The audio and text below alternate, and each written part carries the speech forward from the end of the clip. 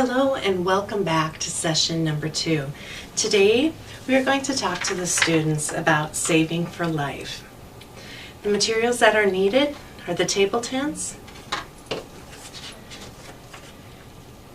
the saving plan flyer, and the saving lanyards. Remind the students that the first step to having a successful future and a financial future is that they pick the educational path and job that will make them happy, but also provide them with financial security. The second step is to save. Today you will be introducing the students to savings, interest, and investing. We begin with an activity called Moving Day. You'll distribute one of these planning flyers to each of the students and tell them that they have to fill in a school-appropriate answer to each of the questions asked. Upon completion, at the time you have given them to complete it, you'll read the story that is on the back side of this poster called Moving Day. Now, this activity may seem a little bit absurd or silly to the students, but by applying their answers to the moving story question or story on the back side, it's allowing the students to realize that we do have to plan for the unexpected in addition to the expected.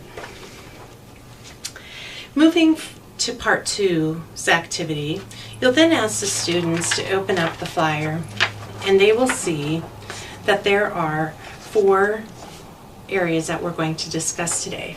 Pay yourself first, start early, pay off high interest debt, and be informed. As you work through each of these 4 areas, there is an activity for the students to complete after your discussion. As we have shared, we want you to provide as many personal experiences as possible. Perhaps you could share a story about an investor that you work with, or a financial planner that you work with, or perhaps you have a story that illustrates how you planned something but it didn't quite work out the way that you had hoped. We have heard from teachers and educators that the more examples that you can provide, again, both turning out great and those didn't turn out as planned, help the students to realize that sometimes the decisions they make, they don't work out as we had hoped, but to keep trying.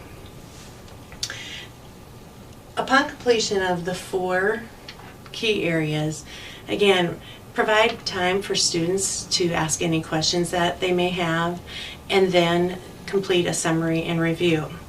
Each of the students is to receive a lanyard, savings lanyard, that has savings, pay yourself first, and start early, which truly is so important for a good financial future.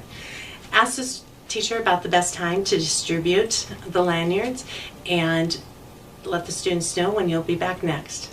Have a great time with session number 2, and we'll see you soon.